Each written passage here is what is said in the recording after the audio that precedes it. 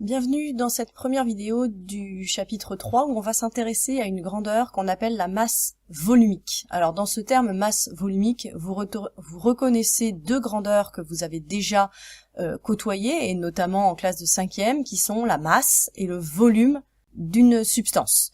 Alors cette première vidéo va être consacrée à quelques rappels sur ce que c'est que la masse d'un corps et la manière de la mesurer.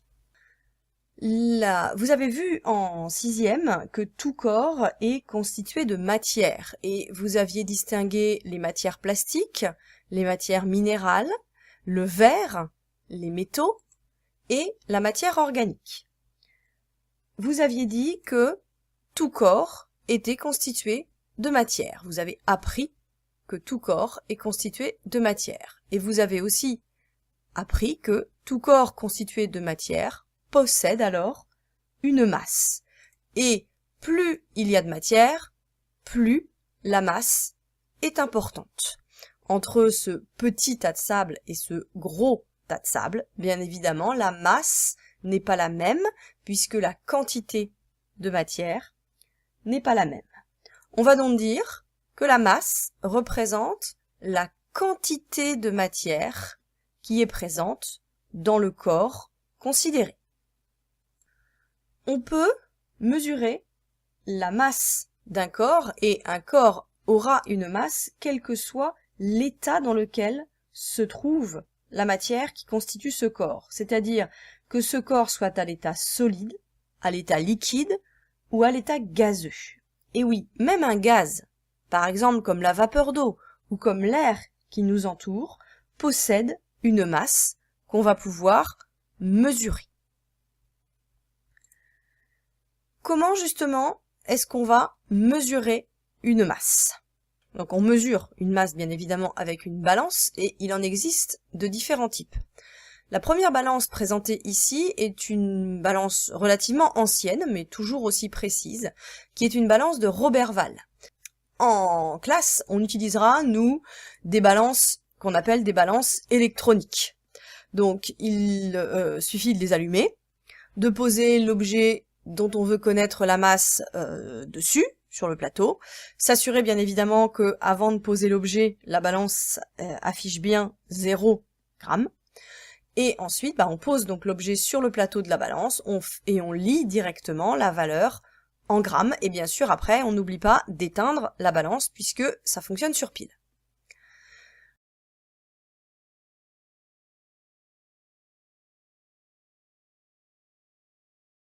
Comment maintenant est-ce qu'on va exprimer, dans quelle unité est-ce qu'on va exprimer la masse? Alors l'unité principale, vous la connaissez déjà, c'est le gramme de symbole petit g. On va aussi utiliser les multiples du gramme, c'est-à-dire des unités qui sont plus grandes. 10 fois supérieur au gramme, c'est le décagramme. 100 fois supérieur au gramme, c'est l'hectogramme. 1000 fois supérieur au gramme, c'est le kilogramme. Et enfin, une autre unité qu'il faut connaître, la tonne. La tonne, c'est 1000 kilogrammes, donc c'est 1 million de grammes. On utilise aussi les sous-multiples du gramme. Le décigramme, c'est un dixième de gramme. Le centigramme, un centième de gramme. Et le milligramme, qui est un millième de grammes. Toutes ces unités-là, vous les connaissez déjà, ou en tout cas, il est plus que temps de les apprendre et de les connaître, et de savoir les replacer dans un tableau de conversion comme celui-là, pour justement savoir convertir sans se tromper dans les différentes unités.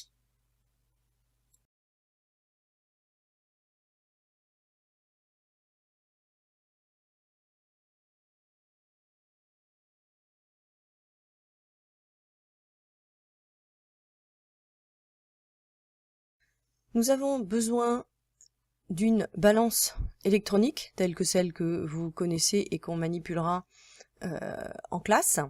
On a besoin d'un bécher ici qui contient le liquide dont on veut mesurer la masse, et on a besoin d'un deuxième récipient qui, pour le moment, est vide.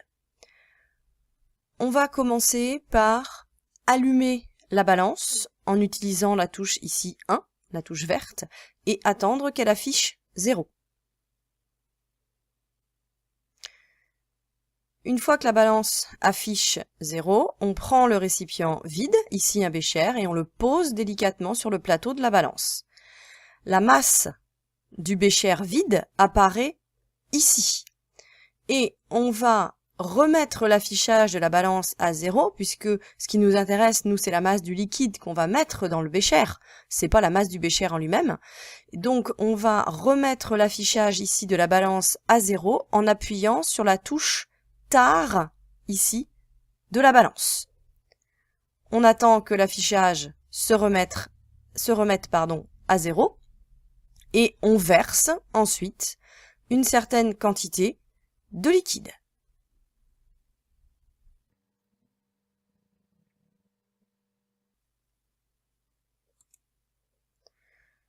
Une fois que l'affichage s'est stabilisé ici, on obtient la masse en grammes de la quantité de liquide qu'on a versé ici.